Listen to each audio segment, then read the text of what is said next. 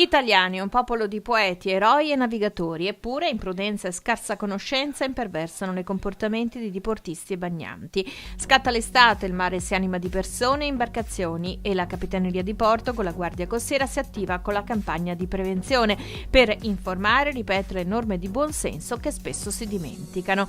15:30 è il numero di soccorso per ogni evenienza, ampio lo specchio di acqua da monitorare per la Capitaneria di Porto del Veneto che nell'operazione Mare Sicuro 2018 mette in campo 21 unità con 103 uomini dispiegati in mare e 70 a terra. Le raccomandazioni sono sempre le stesse: accertare le condizioni del mare e del meteo, non navigare sotto costa dove ci sono le spiagge e attenersi al codice della navigazione per chi naviga. Per i bagnanti invece non andare in acqua fonda se non si sa nuotare, non immergersi dopo mangiato, non allontanarsi dalla costa, non sottovalutare il vento, nuotare sempre in compagnia di un nuotatore esperto.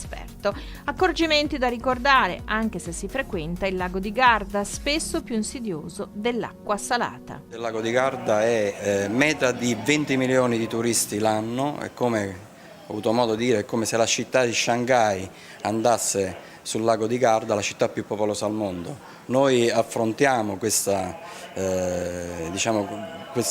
presenza cospicua con un nucleo, il primo nucleo mezzi navali della Guardia Costiera, e cerchiamo di controllare tutto quello che è il sistema costa all'interno del lago. Contrariamente a quanto si possa pensare, l'acqua del lago non è sempre calmo, ma in caso di fortunari, di condimenti avverse, possono essere le acque del lago anche più cattive di quelle del mare, quindi conoscere bene la costa aiuta in questo senso. Sanzioni come deterrente, perché c'è anche l'elemento di chi va in mare proprio con la testa tra le nuvole, addirittura non calcolando la quantità di carburante necessaria e fa perdere tempo a voi e anche denaro alla comunità.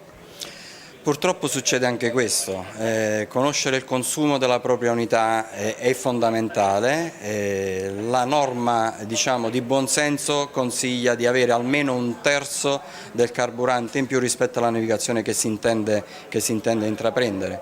È vero, succede, è successo, purtroppo continuerà a succedere, però noi della Guardia Costiera preferiamo dare una buona informazione e cercare di non reprimere, ma di informare e prevenire.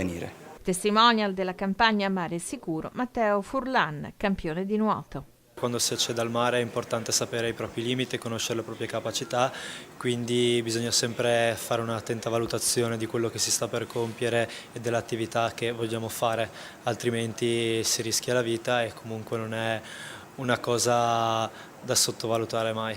Che cosa ti fa davvero arrabbiare quando vedi i profani oppure i non campioni quando nuotano? Qual è il comportamento più aberrante di cui non si è consapevoli?